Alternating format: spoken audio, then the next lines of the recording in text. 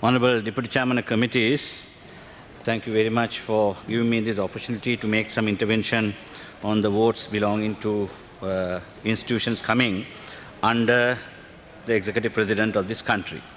Now, first of all, let me,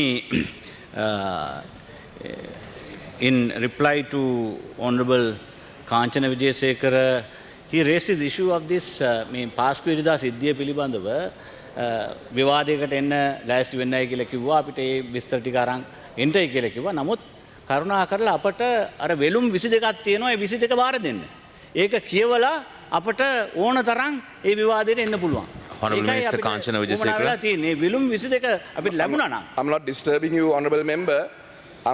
අපි මේ සභාවේ ඔබතුමන්ලගේ විපක්ෂයේ නියෝජනය කරන මන්ත්‍රීවරු විටින් විට පාර්ලිමේන්තු වරප්‍රසාදවලට යට වෙලා ඔවුන් දන්නා කරුණු කියලා මෙතන අසත්‍ය ප්‍රචාර කරනවා.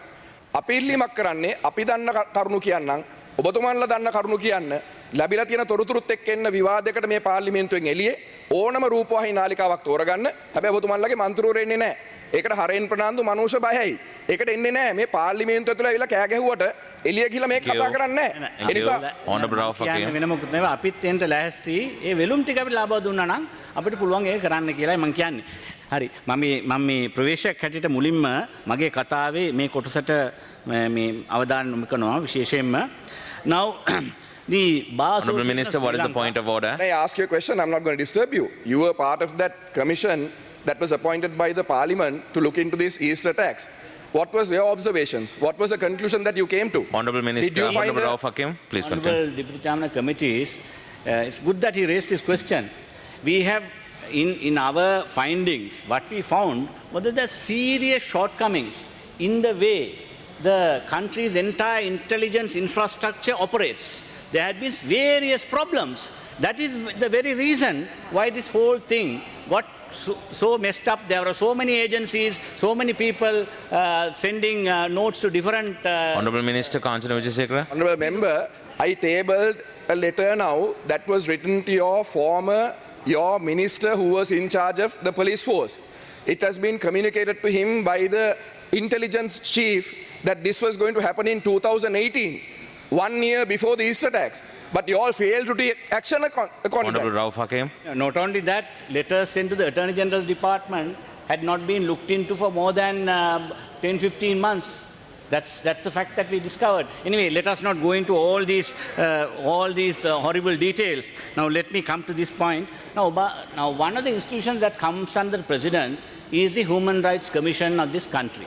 Now this is a very important commission, and in this already the chairman of the commission has resigned, and the Bar Association of Sri Lanka has written to the President asking him to appoint a distinguished person to this office, saying that the person should be one who is distinguished in the field of human rights and the law and be acceptable to a wide cross-section of Sri Lankan community.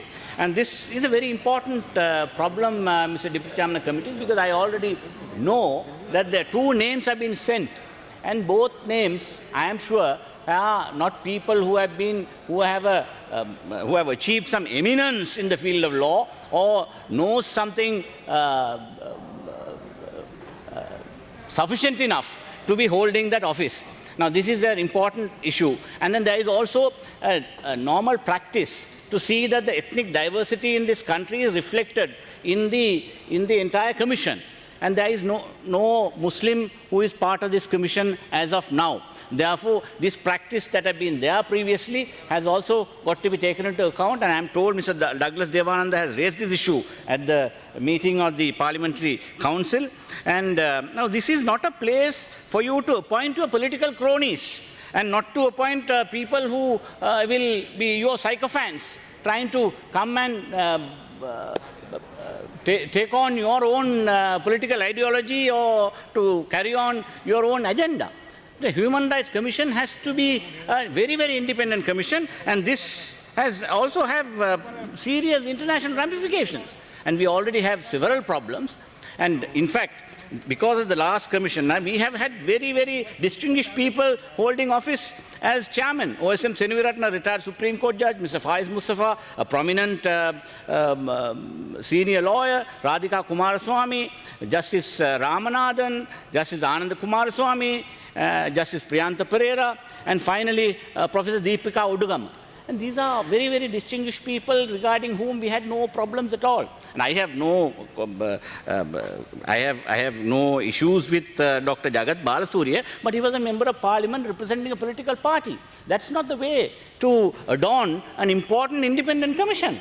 And this is a matter, of course, he has resigned, and I have absolutely, he's a very, very distinguished politician. He's not a controversial politician. I have my respect for him. But then the commission, of the Human Rights Commission, which has got, in fact, the rating agencies, because of the conduct of the former commissioners, have rated our Human Rights Commission as an A-status Human Rights Commission by the Global Alliance of National Human Rights Institutions.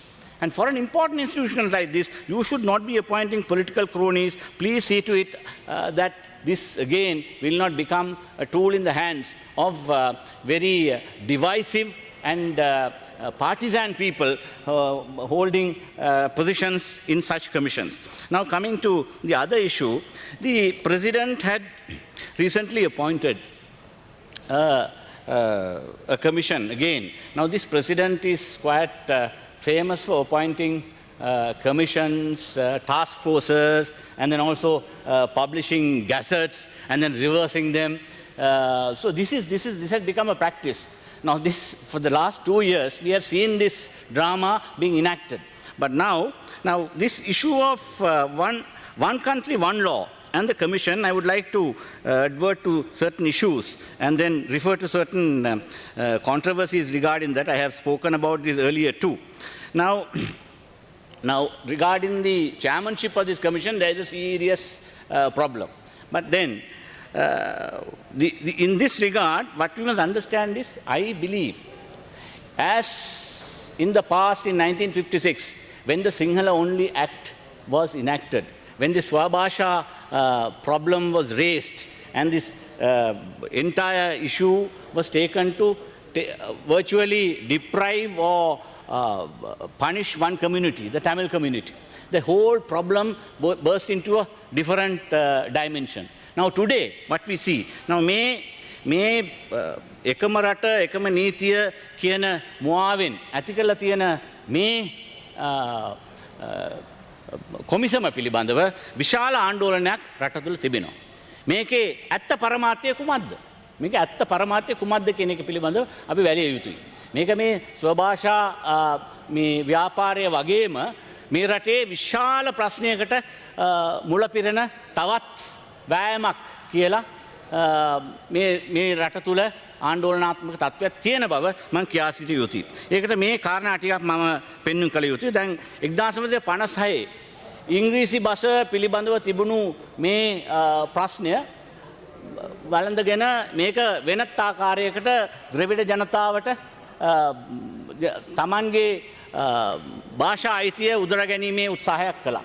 ඒ වගේම තමයි දැන් මුස්ලිම් ජනතාව ඉලක්ක කරගෙන මේ one law one country කියන මේ මුවාවෙන් කරන මේකේ ඇත්ත පරමාර්ථය කුමක්ද? අපි බැලුවා නම් දැන් මේකේ සමහරු මේක තේරුම් අරගෙන තියෙන්නේ නීතිය කාටත් සමානව බලපෑත්විය යුතුයි කියන සංකල්පයක් මුලට තියාගෙන තමයි මේක කරන්නට යන්නේ කියලා. එහෙම නෙවෙයි. මෙහෙම කිසිම අසමානතාවයක් තියෙන බව. මේකේ යම් අසමානතාවයක් තියෙන බව වංචනිකව පෙන්눔 කරමින් කරන ව්‍යාපාරයක් හැටියටයි මේක මම දකින්නේ. මොකද මේ කවුරුත් පිළිගන්නවා රටේ කාටත් සමානව බලපවත්වන නීති පද්ධතියක් තිබිය යුතුයි. එහෙම නීති පද්ධතියක් මේ රටේ නැතුවද අපි දැන් ජීවත් වෙන්නේ? දැන් මම උපුටා ගන්නවා නම් අපේ ආණ්ඩුක්‍රම ව්‍යවස්ථාවේ මෙන්න මම පෙන්눔 කරන්නම්. විශේෂයෙන්ම ආණ්ඩුක්‍රම ව්‍යවස්ථාවේ පටන් ගන්නකොට කියනවා ස්වස්ති. නිදහස සමානාත්මතාවය යුක්තිය මූලික මානව අයිතිවාසිකම් හා අධිකරණයේ ස්වාධීනත්වය සකල ජනතාවට සහතික කරන්නා වූත් ප්‍රජාතාන්ත්‍රික සමාජවාදී ජනරථයක් බවට ශ්‍රී ලංකාව පත්කිරීම සඳහා ශ්‍රී ලංකා ප්‍රජාතාන්ත්‍රික සමාජවාදී ජනරජයේ උත්තරීතර නීතිය ලෙස මේ ආණ්ඩුක්‍රම ව්‍යවස්ථාව මේන් සම්මත කොට පනවම්හ කියලා මෙතන ප්‍රකාශ කරනවා. ඒ තුළින් මොකද ගම්‍ය වෙන්නේ? මේ තුළින් ඉතා පැහැදිලි රටේ උත්තරීතර නීතිය අපේ ආණ්ඩුක්‍රම ව්‍යවස්ථාව. ඉතින් ඒක කාටත් පොදුයි කාටත් සමානයි. ඒ වගේම තමයි මේ පුරවැසිභාවය ගැන කියන කතාව. Honorable member, you have 2 minutes. My God. පුරවැසිභාවය ගැන කතාව. දැන් පුරවැසිභාවයේ මේ ඒ තැනැත්තා සියලු කාර්ය සඳහා ශ්‍රී ලංකාවේ පුරවැසියෙක් යනුවෙන් පමණක් විස්තර කරනු ලැබෙන්නේය.